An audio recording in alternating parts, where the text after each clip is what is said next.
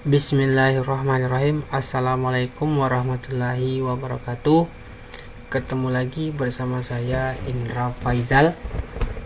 Pada pertemuan kali ini kita akan membahas materi permasalahan sosial, dimana pada pertemuan kali ini kita akan membahas 3 submateri. Yang pertama adalah pengertian masalah sosial, kemudian yang kedua teori-teori masalah sosial, dan yang ketiga faktor penyebab masalah sosial. Baik, yang pertama itu pengertian masalah sosial. Nah, tentu kita bertanya-tanya, apa yang dimaksud dengan masalah sosial? Masalah sosial itu terdiri dari 2 kata. Yang pertama adalah masalah dan yang kedua adalah sosial. Nah, apa itu masalah? Masalah itu mengacu pada kondisi, situasi, atau perilaku yang tidak diinginkan, bertentangan, aneh, tidak benar, dan sulit. Jadi masalah itu adalah suatu kondisi ya, atau situasi yang bertentangan, yang tidak diinginkan, atau aneh, tidak benar. Nah, itu masalah gitu. Contoh misalnya kalian menginginkan sesuatu atau kalian ingin mencapai sesuatu gitu. Tetapi pada kenyataannya kalian tidak bisa menggapainya gitu. Otomatis masalah. Karena apa? Karena antara keinginan dan kenyataan itu tidak berjalan seimbang. Itu berbeda hasil antara kenyataan dan keinginan, sehingga timbullah masalah. Kemudian yang kedua, sosial. Nah, sosial mengacu pada masyarakat, hubungan sosial, struktur sosial, dan organisasi sosial. Nah, dari pengertian masalah dan sosial di sini, ketika kita gabungkan menjadi masalah sosial, ya. Jadi masalah sosial itu adalah suatu kondisi atau situasi yang bertentangan dalam masyarakat. Gitu. Kemudian ada beberapa ahli yang memberikan pengertian mengenai masalah sosial. Yang pertama itu adalah menurut Arnold. Dia mengatakan bahwa masalah sosial adalah sebagai suatu situasi yang telah mempengaruhi sebagian besar masyarakat, sehingga mereka percaya bahwa situasi itu adalah sebab dari kesulitan mereka. Kemudian menurut Richard, masalah sosial adalah pola perilaku dan kondisi yang tidak diinginkan atau tidak dapat diterima oleh sebagian besar anggota masyarakat. Nah, maksudnya di sini adalah masalah sosial itu adalah suatu perilaku atau tindakan yang dilakukan seorang individu ataupun kelompok, di mana tindakan-tindakan mereka ini itu melanggar aturan, sehingga tindakan mereka ini tidak diinginkan atau tidak bisa diterima oleh sebagian besar anggota masyarakat. Contohnya seperti apa? Contoh misalnya kenakalan remaja, narkoba, remaja atau remaja yang sedang ngebut-ngebutan di jalan atau balapan liar. Nah, itu kan merupakan suatu perilaku atau tindakan yang tidak diinginkan oleh sebagian besar anggota masyarakat. Karena apa? Karena tindakan mereka itu merupakan tindakan yang melanggar nilai atau aturan yang dianut oleh sebagian besar anggota masyarakat. Kemudian, menurut Sarjono Sukanto, masalah sosial adalah suatu ketidaksesuaian antara unsur-unsur kebudayaan atau masyarakat yang membahayakan kehidupan kelompok sosial. Nah, menurut Sarjono Sukanto, masalah sosial itu adalah terjadinya ketidaksesuaian antara unsur-unsur kebudayaan dalam masyarakat. Nah, di mana ketidaksesuaian ini itu akan membahayakan kehidupan kelompok sosial. Jadi kalau menurut Sarjono Sukanto ini, masalah sosial itu adalah dia akan membahayakan kehidupan kelompok. Contohnya apa? Contohnya masalah narkoba. Ya. Masalah narkoba atau penyalahgunaan narkoba di sini itu tidak sesuai dengan aturan-aturan yang berlaku di dalam negara kita, di dalam masyarakat. Kemudian narkoba ini itu dapat membahayakan kehidupan kelompok, bukan saja segelintir kelompok saja, tetapi sudah bisa dikatakan sebagai narkoba ini sangat membahayakan kelanjutan negara kita. Karena apa? Karena narkoba ini menyerang anak-anak muda kita, di mana anak-anak muda kita ini merupakan modal untuk melanjutkan estafet kepemimpinan ke depannya begitu. Nah, jadi dapat diberikan kesimpulan dari ketiga ahli ini mengenai masalah sosial gitu. Nah, masalah sosial, ya, kesimpulan dari tiga ahli ini ya, masalah sosial adalah adanya ketidaksesuaian antara unsur-unsur kebudayaan dalam masyarakat yang menyebabkan situasi atau kondisi atau perilaku yang tidak diinginkan dalam masyarakat. Jadi saya ulangi lagi sekali. Jadi yang dimaksud dengan masalah sosial itu adalah adanya ketidaksesuaian antara unsur kebudayaan dalam masyarakat yang menyebabkan situasi atau kondisi atau perilaku yang tidak diinginkan masyarakat. Kemudian teori masalah sosial. Nah, ada 3 teori. Yang pertama, teori fungsionalisme. Nah, menurut teori fungsionalis, ya, dia memandang masyarakat itu terdiri dari bagian-bagian, seperti ada keluarga, ada ekonomi, dan sekolah.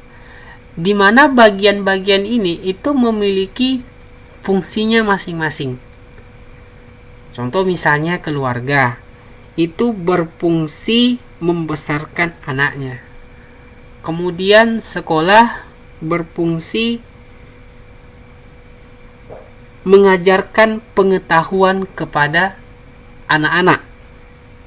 Kemudian lembaga ekonomi, ya, itu berfungsi sebagai menyediakan lapangan pekerjaan. Nah, semua bagian masyarakat ini saling bekerja sama untuk membangun tatanan sosial yang stabil. Nah, jika salah satu lembaga atau bagian dalam masyarakat ini tidak menjalankan fungsinya dengan baik, maka akan menyebabkan ketidakteraturan sosial, di mana ketidakteraturan sosial ini merupakan cikal bakal terjadinya yang namanya masalah sosial. Contohlah misalnya tadi keluarga.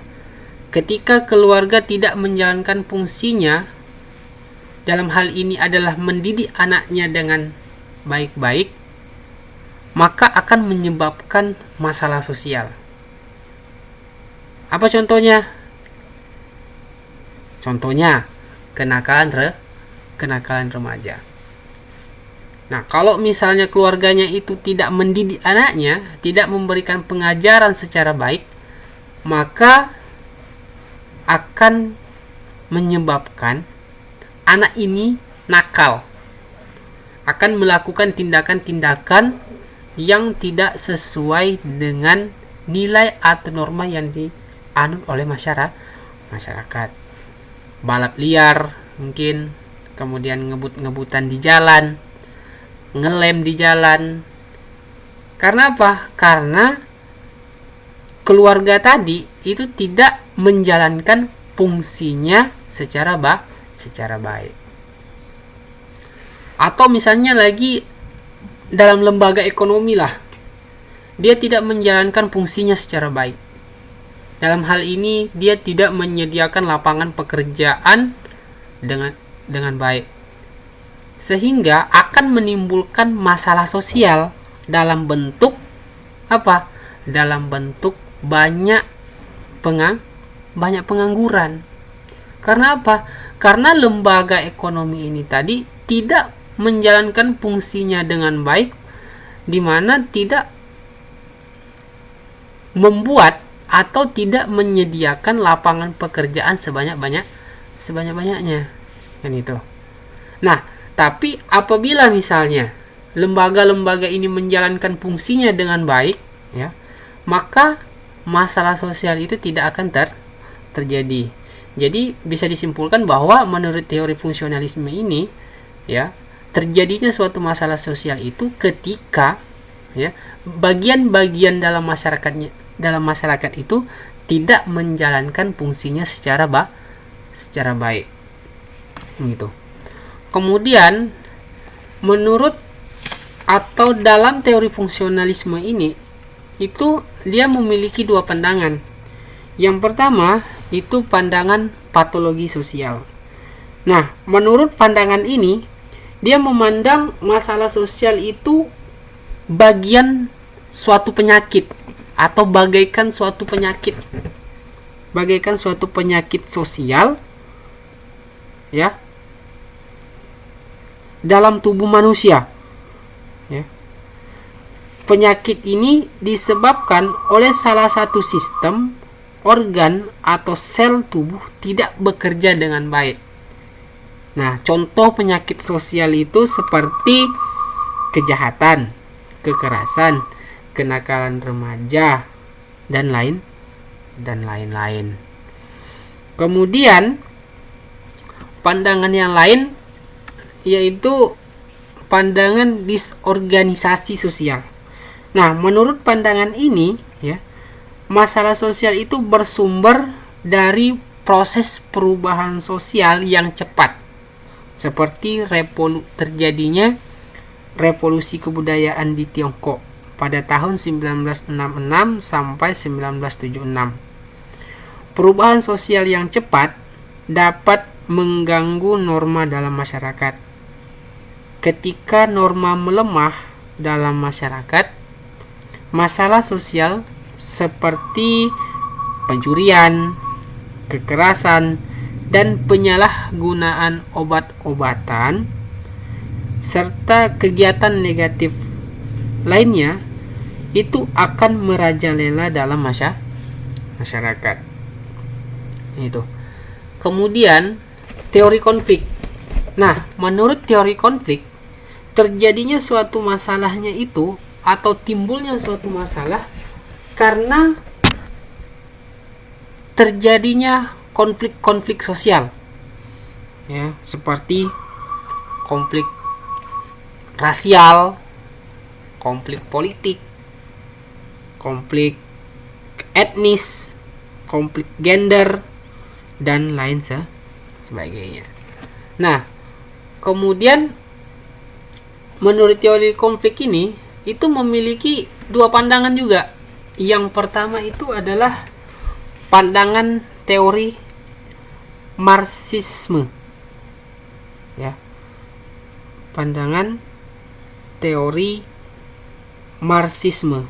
Nah, menurut teori Marxisme di sini melihat konflik sosial itu terjadi karena ketidaksetaraan ekonomi. Misalnya, ya, misalnya itu karena adanya sistem kapitalisme, ya, dimana dia memandang bahwa ada dua kelas dalam suatu masyarakat itu. Pertama adalah kelas borjuis, kemudian yang kedua adalah kelas proletar.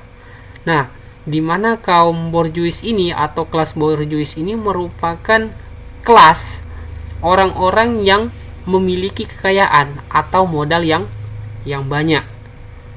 Kemudian kaum proletar itu merupakan kaum atau kelompok orang yang miskin, ya, yang tidak memiliki modal, begitu. Nah, kemudian yang kedua, pandangan teori non-marxisme. Nah, kalau misalnya pandangan teori non-marxisme ini, ya, itu menaruh perhatian pada konflik yang timbul, ya, karena kelompok-kelompok itu mempunyai kepentingan nilai yang berbeda. Perbedaan ini menimbulkan interpretasi yang berbeda atas masalah sosial. Begitu. Menurut teori non-marxisme ini, masalah sosial dapat diatasi jika tiap kelompok dapat memahami pandangannya masing-masing. Begitu.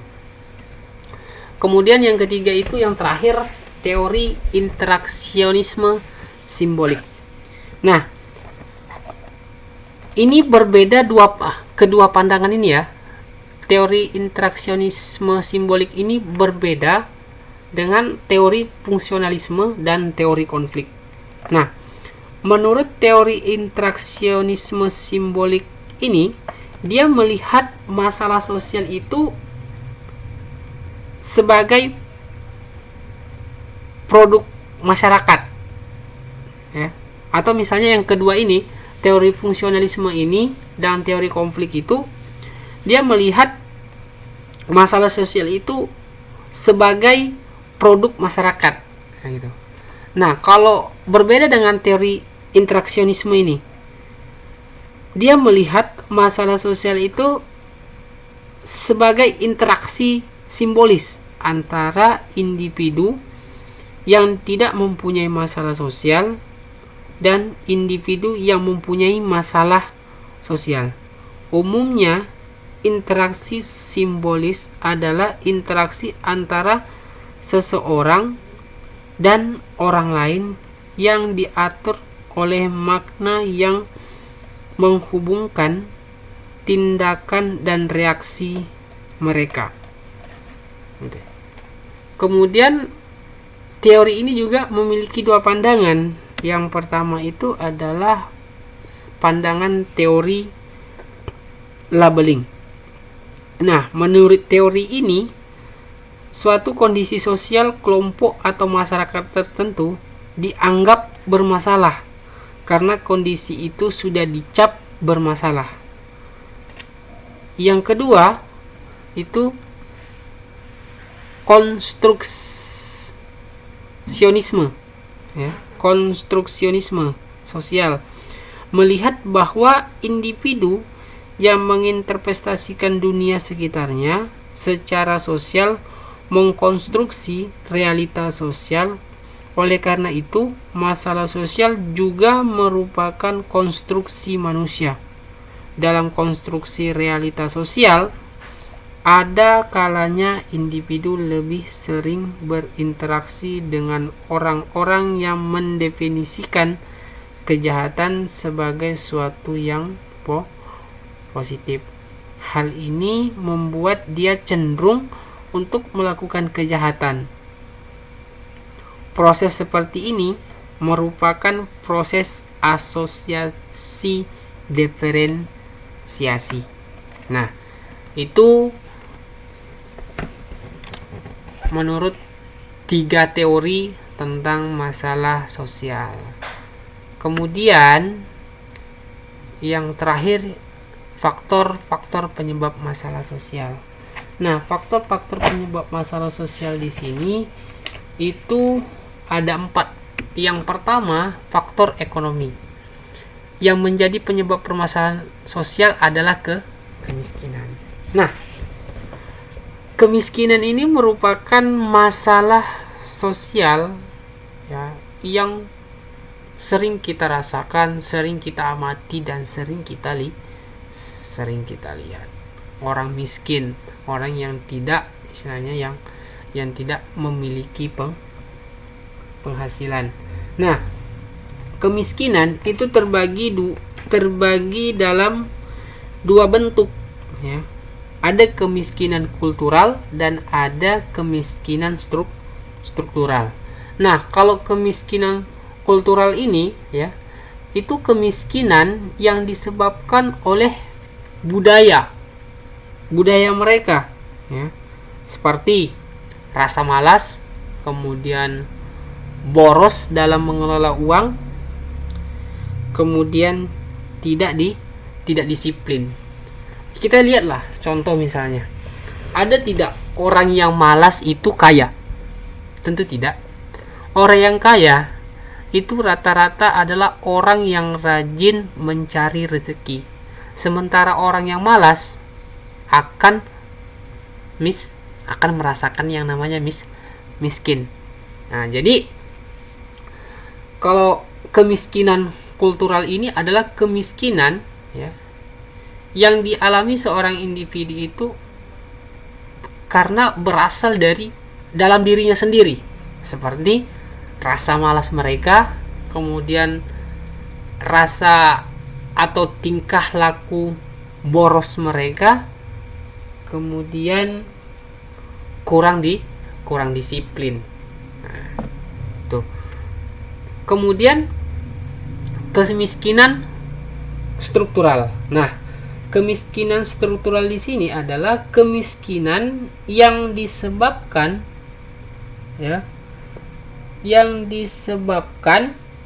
oleh faktor-faktor perbuatan manusia itu sendiri ya, seperti kebijakan ekonomi yang tidak adil. Contohnya misalnya ya, dalam hal ini adalah pihak pemerintah lah. Orang miskin atau masyarakat miskin mungkin karena perbuatan atau hasil dari kebijakan-kebijakan yang dikeluarkan oleh pemerintah. Dalam hal ini ada ketidakadilan dalam mengeluarkan kebijakan.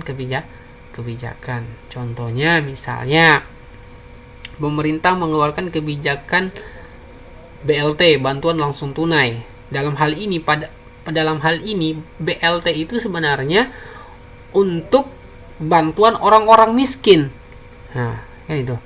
Secara tidak langsung, ketika kebijakan ini memang benar-benar mengarah kepada orang yang miskin yang menerima uang ini ya, secara tidak langsung kan akan mengurangi kemiskinan. Alhasil tidak, kebijakan yang dikeluarkan oleh pemerintah dalam hal ini adalah bantuan langsung tunai itu banyak yang salah ya. Dalam hal ini ya, masih banyak juga orang-orang yang kaya itu menerima BLT. Akhirnya ya miskin. Nah, kan itu. Masyarakat tetap miskin. Gara-gara apa? Gara-gara adanya suatu kebijakan yang dikeluarkan oleh pemerintah itu tidak adil. Gitu. Nah, itu yang dimaksud dengan kemiskinan struktural. Kemiskinan struktural itu adalah kemiskinan yang disebabkan oleh kebijakan-kebijakan yang dilakukan oleh seorang individu dalam hal ini adalah pemerintah yang tidak adil. Nah, kalau misalnya kultural tadi itu kan itu berasal kemiskinan yang berasal dari diri individu itu sendiri, seperti rasa malas, rasa bolos, dan kurang disiplin. Kalau struktural tadi tidak, berasal dari perbuatan manusia. Nah, contohnya kebijakan-kebijakan yang dikeluarkan oleh pemerintah yang tidak berpihak kepada masyarakat miskin. Kemudian yang kedua, faktor biologis yang di dalamnya terdapat persoalan yang harus dipecahkan, seperti masalah endemis atau penyakit menular sebagaimana yang terjadi dewasa ini, seperti jadi faktor biologis itu adalah faktor yang berasal dari dalam diri kita. Misalnya mungkin penyakit-penyakit yang kita alami, yang kita derita, seperti mungkin HIV/AIDS, penyakit jantung, penyakit liver, dalam hal ini penyakit hati misalnya kan. Nah, itu yang menyebabkan kita miskin. Gitu. Karena dengan adanya kita sakit itu, uang kita akan kita gunakan untuk berobat. Kemudian kita juga tidak bisa melakukan aktivitas-aktivitas untuk menghasilkan yang namanya uang, sehingga akan menyebabkan kita miskin, kan seperti itu. Kemudian faktor psikologis seperti depresi, stres, gangguan jiwa, gila, tekanan batin, penyakit saraf, bunuh diri, dan lain sebagainya. Nah, faktor psikologis kita seperti orang yang depresi, orang yang stres, orang yang mengalami gangguan jiwa itu akan miskin. Karena apa? Coba kita lihat contohnya. Orang gila itu atau orang yang memiliki gangguan jiwa itu tidak memiliki lagi pemikiran untuk maju, untuk melakukan suatu tindakan-tindakan yang bisa menghasilkan uang. Tidak ada lagi. Itulah akan menyebabkan mereka miskin. Gitu. Nah, kemudian yang terakhir itu adalah faktor sosial dan budaya. Nah, seperti perceraian, masalah kriminalitas, pelecehan seksual, kenakalan remaja, konflik rasial dan keagamaan, krisis moneter, dan lain-lain. Nah, faktor-faktor sosial ini itu akan menyebabkan orang atau sekelompok orang itu miskin.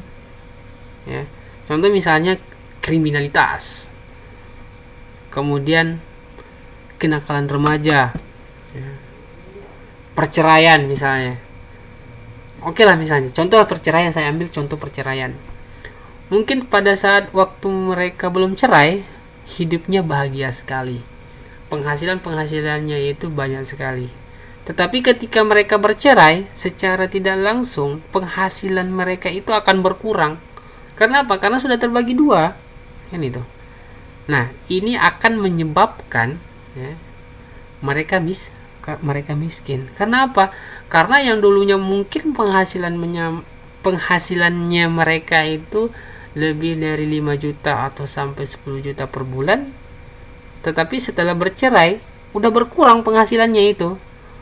Itu pun kalau dapat misalnya, kan itu.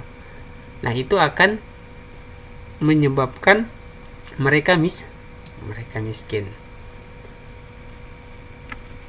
Nah, itu saja materi kita hari ini, Mudah-mudahan apa yang kita bahas hari ini bisa kita terima, bisa kita pahami.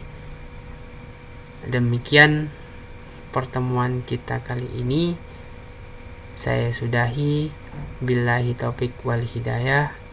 Assalamualaikum warahmatullahi wabarakatuh.